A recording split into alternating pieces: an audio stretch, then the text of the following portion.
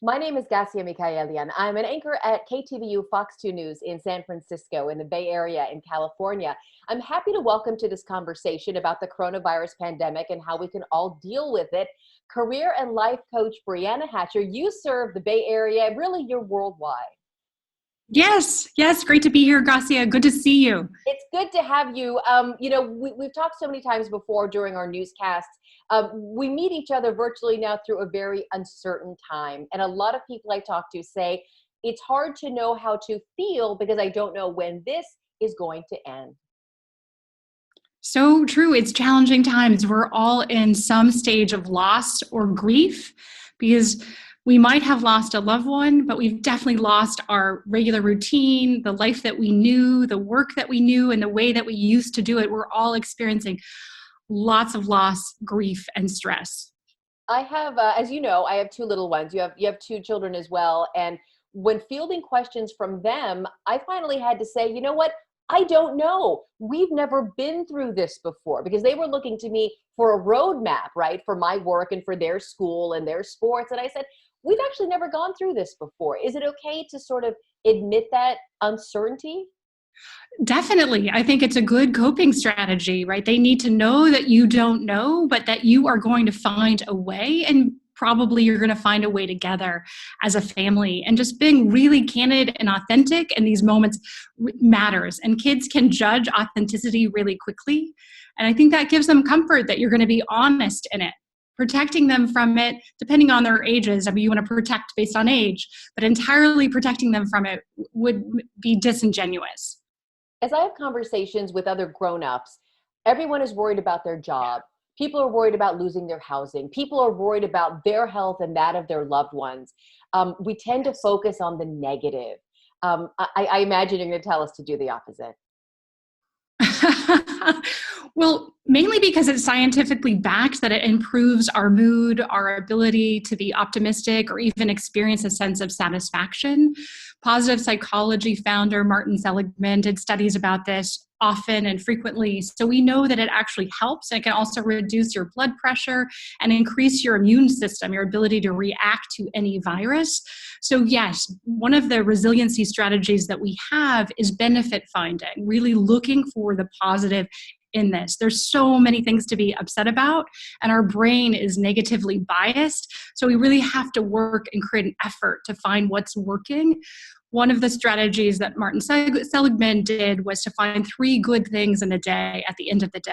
And this is something you could do with your family, with your kids, just asking what were 3 good things. And there's also a gratitude practice that I know that you're aware of that people practice. That's another way of doing this. And the other strategy in looking at the positive is just savoring those meaningful moments.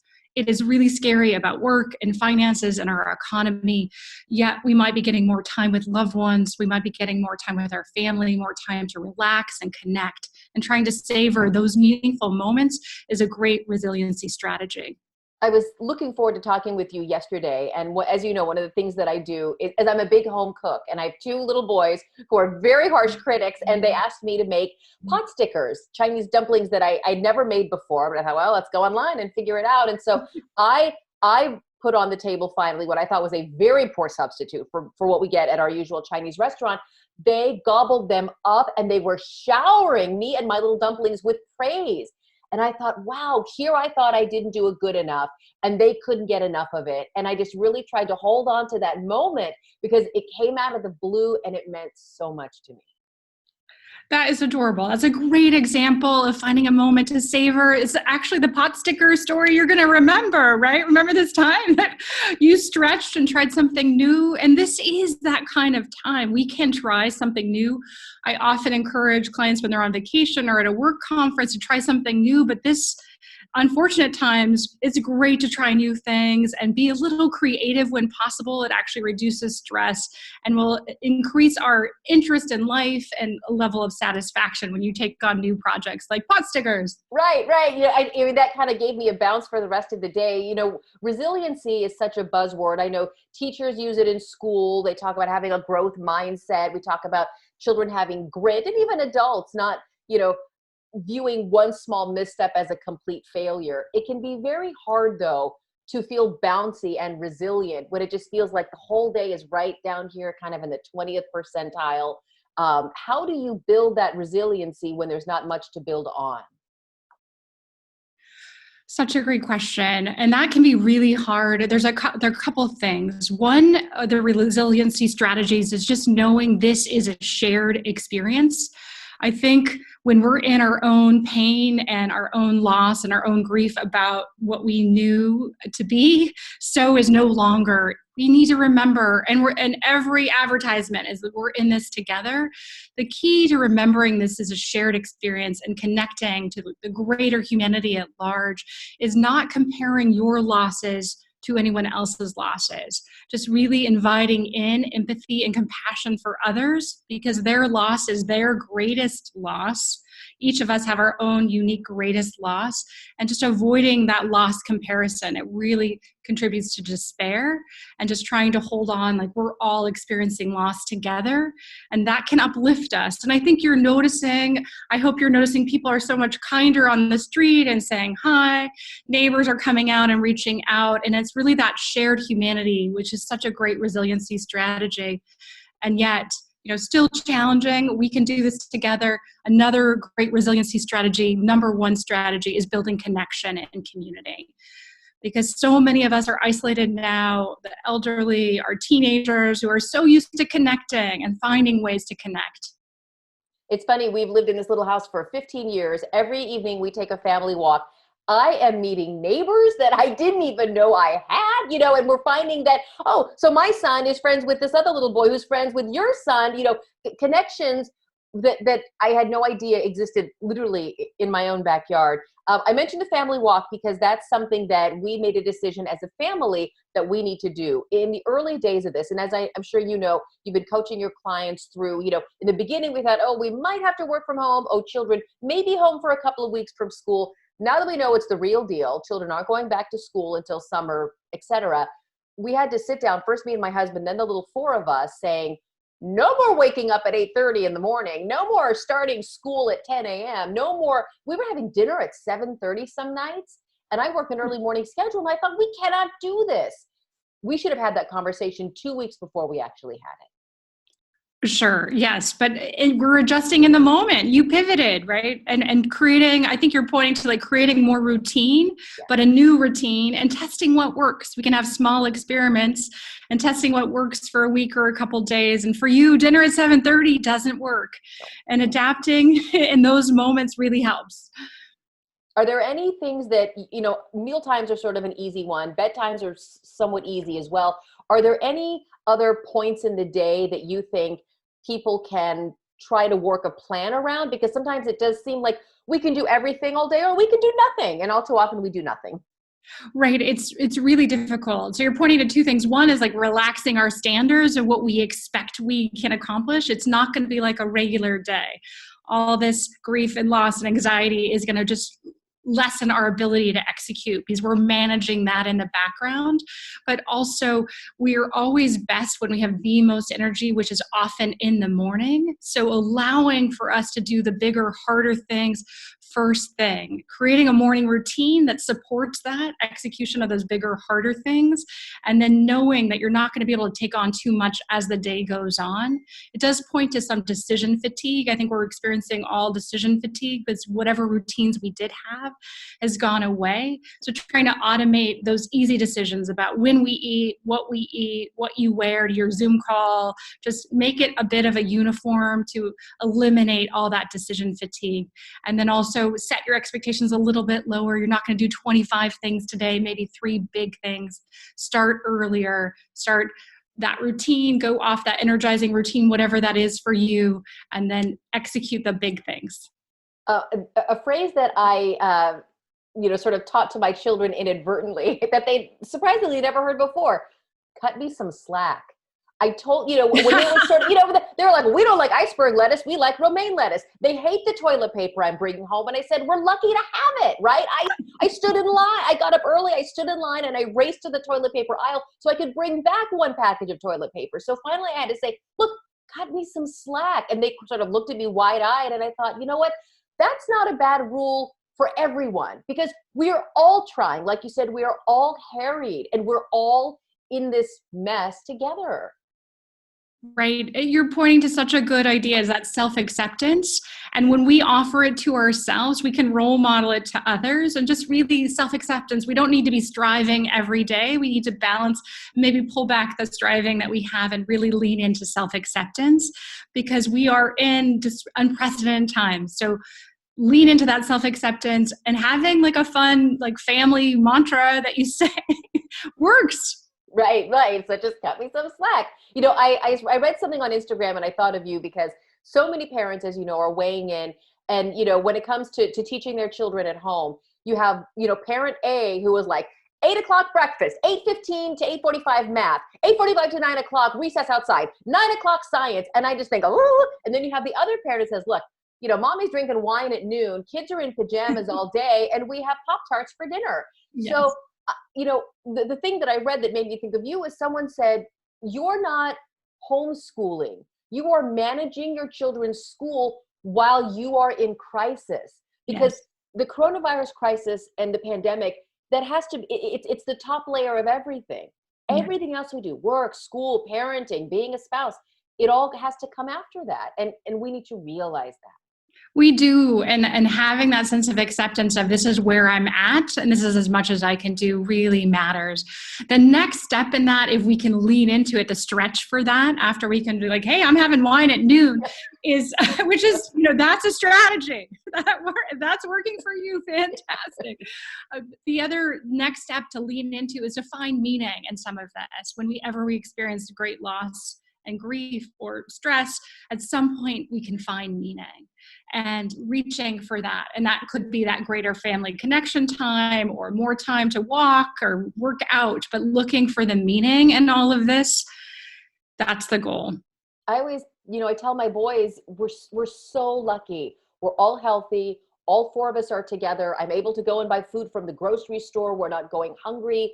There are so many people who are suffering in such a deep, deep way, either physically or emotionally or socially or, psychologically. And I say, believe it or not, we might look back on this time years from now and think, oh, we were just in our cozy little nest. Like, there was some good that came from that. Of course, they don't buy it, right? But I tell myself that we're going to look back on this time and it's going to mean something to us. It will, because you are, experiencing this resiliency together, and you're learning resiliency strategies, and you're connecting because you have more time in a deeper way. And that's meaningful. Other ways to create meaning could be acts of kindness to essential workers, or donating blood, or volunteering in some way. I know Governor Newsom started something in California that we could all volunteer. So there's these other ways to create meaning as well. But creating meaning in your community, your family, really is significant, and what you will hold on to later. So let's talk about your work just for a minute. You're a career and life coach. You serve clients worldwide. Yep. Are you doing things professionally that you never thought you would do? And are there any wins, big or small, that you'd like to share? Because I know someone else at home is going to be watching this thinking, I'm struggling with this aspect of my professional life, or, oh, there's no way I can do X, Y, Z. Is there anything you can pass along to help those of us who find ourselves in the same boat? Yeah, there are things. Certainly doing online training is definitely a different rather than in person. And what I've discovered is that people are craving connection. I never thought before I would be as vulnerable or connected on a Zoom call or WebEx or pick a call, right? I never knew that people would be willing to really expose themselves and be vulnerable. And I really think people who are working right now take that risk to really be honest with where you're at. That vulnerability shows great courage and leadership, and it allows you to connect in a real way. And you can show your empathy, and that bonding over, again, us all being in it together really is gratifying and uplifting, because then you don't feel so isolated. And before this, I don't know that I believe that was possible in electronic fashion. To see a group come together because they're showing their vulnerability and what's really happening for them, and their fear and their anxiety and their stress. Great way to uplift yourself just by being you and being witnessed and accepted by other folks you connect with. It's interesting. I've through my working from home and through these interviews for this channel, I've had the privilege of interviewing a number of people, many of them, corporate executives. And I had someone who was at the head of HR for a major Silicon Valley company, and she said, part of what I get to do now is I get to see my workers in their living room. I get to see, the 2-year-old with a binky wander into, a Zoom meeting that I was going to have with one of my workers. And she said, we have become closer in a way that you can never achieve when you have to come to the office and knock on her door and ask for a meeting. And she said, it sort of blurred that line of I'm the boss, you're the worker. She said, again, we're all in this together. Right, it's so true. You can bring a little more of yourself, ironically, to work because people are seeing who you are in your natural environment. And, maybe you're wearing your hoodie. This is like the real me, Right. whatever you're wearing, whatever animal you have in the Zoom call. It's really nice to be able to bring a little more of you to work and relax those corporate or those structured boundaries when you're working. Right. It's a beautiful meaning to create out of this. Do you think that's going to, one day when we're all back in the office together, whatever the new office is going to look like, do you think all of this, kind of what I might call warm fuzzy is going to go away? Or do you think some of it will carry over into the actual workplace? Honestly, I think it remains to be seen. I definitely think how we work will change just because we've all seen how productive we can be despite what is happening. And so I'm sure that there'll be less travel, certainly for a while. There'll be more electronic meetings and connection. The way we structure an office may change. But if you look back like at a 9/11, where there was so much patriotism, that in my experience, went away. That patriotism did not last. And so some things will not endure. But I do hope like the resiliency skills and that connection you're building with your community, your family, your loved ones, your colleagues really does last. And I think for this generation of people, all of us who are being impacted, I think those skills will stay because it's what we need. It's a human need. And we've had a moment to pause. I think so much of our world is so busy and we get to see the benefit of connecting and reaching out. Because the workplace has changed so much, I know that you help a lot of people who might be transitioning in a career or maybe transitioning from one to another, or, it could just be a life goal, right? I'm working on a skill or I'm hoping to get a job at company X. It seems that a lot of that, interviewing, hiring, et cetera, has sort of shut down. For your clients who were hoping to make a transition professionally in the next 6 months or a year, do they just have to shut it down? Are there things that people can still do to further their career goals, or is it kind of for nothing right now? Oh, great question. And there are people that are hiring, even the contact tracing folks that are being hired. So there are jobs out there. They're just switched industry. So it's about a couple things, about being adaptable and really networking in a whole new way. You've got to figure out how to network electronically and reach out. People are really willing to offer support and advice and connection. We're all willing to do that now because we understand this is traumatizing times. We want our neighbor, our friend, our colleague to be employed. So making that request and asking people to connect you with potential jobs. There are folks getting hired. I have getting clients that are interviewing. We're doing it electronically. It is happening. It's just slower and more challenging. And certainly some industries are significantly impacted. And the key, if you are interviewing right now, is keeping your energy, your well-being, and your sense of wellness up, because that can really come across on an interview electronic call. That's such a key priority. You have to be doing that at the same time as networking and reaching out. It's funny because I have a friend who's looking not quite in between jobs, but almost in, and she's looking for a new job. And she said she had a phone interview. And I said, you know what? Put on your best dress, put your hair in a cute ponytail, maybe put some mascara on. She goes, it's just a phone call. And I said, no, you'll feel better. At least that's what I would do, because I think when I feel good, I sound different. And so it connects for me easily because of so much of the work that we do is, physical and you have to see it. But I said, yeah, you can't take that call in the same sweats you've been wearing for 3 days. And, and if you're hungry, you're cranky, just kind of those very basic, self-care techniques really come into play now. They do, and those all matter. And putting yourself in a position where you feel confident. So it could be, what you're wearing. It could also be how you're standing. Maybe you want to stand powerfully the whole time you're doing the phone interview. And you could also invite it to be face to face. You could also invite a Zoom call so that you can see the other person. But yes, all of that self-care and well-being matters. You have to elevate your level of energy so they can really understand the real you that isn't just coping with coronavirus, right? So Right. the you that's adaptable, the leader that has succeeded up to this point. Is there anything else you'd like to leave our viewers with before we have to go, Brianna? Oh, it's such a pleasure to have the opportunity, Garcia. I think one of the things that we forget about is all of us have had loss and challenge, and we've had these life events that we've overcome previously. Being human, you've had this. And I think we forget those skills that we've used previously to overcome those. And so remembering those skills you've employed in the past, especially when we're in trauma or stress, we tend to forget what skills work and we tend to react. So remember those challenges that you've had. You've overcome loss. Use those skills. If you don't have the skills you need, find a partner or a colleague. Collaborate with them. We are all wanting to connect and reach out. Maybe you can support each other and how to grow and really cope with what we've got currently. I always feel better after I talk with you. And today that goes tenfold. Thank you so much.